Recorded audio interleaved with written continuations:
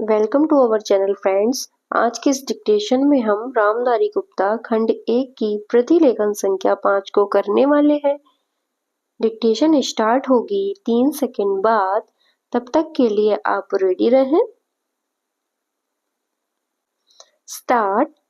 उपाध्यक्ष महोदय, वित्त मंत्री को देश की आर्थिक स्थिति और निर्धनता के संबंध में जितनी जानकारी प्राप्त होती है उतनी किसी अन्य मंत्री को संभव नहीं होती।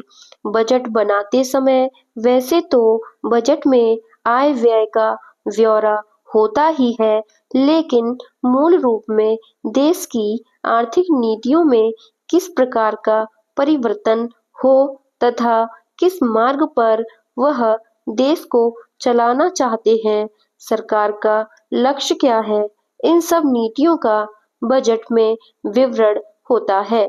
हमारे वित्त मंत्री चाहे जिस पद पर भी रहे हों, चाहे वे मुख्यमंत्री रहे हों या केंद्रीय सरकार में रहे हों, उन्होंने शानदार काम किया।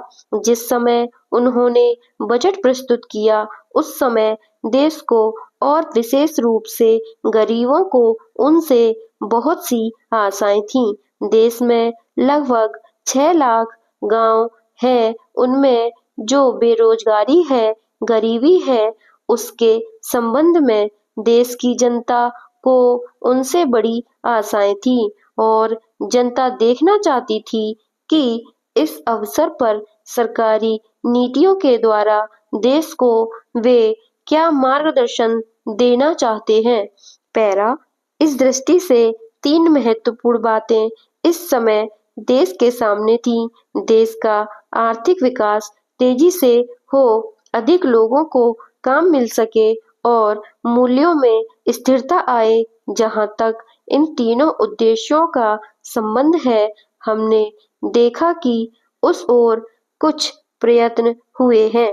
विशेष रूप से गरीबी हटाओ के संबंध में इस देश में जो चर्चा चल रही है, इस बजट में कुछ सीमा तक उसका उल्लेख मिलता है, क्योंकि जितने भी प्रत्यक्ष कर लगे हैं वे ज्यादातर धनी लोगों पर और विशेष रूप से शहर के लोगों पर लगाए गए हैं।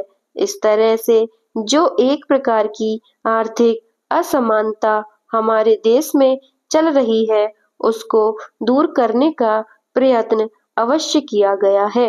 पैरा।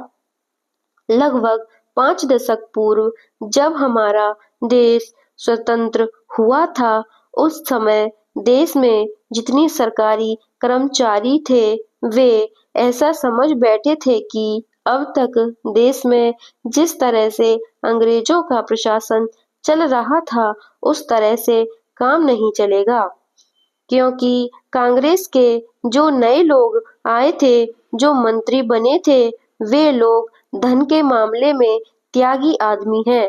धन से उनको मोह नहीं है, लेकिन बाद में उन्होंने देखा कि हमारे मंत्री लोग भी उसी तरह से शानदार जीवन पसंद करने लग गए जिस तरह से अंग्रेज करते थे। स्टॉप।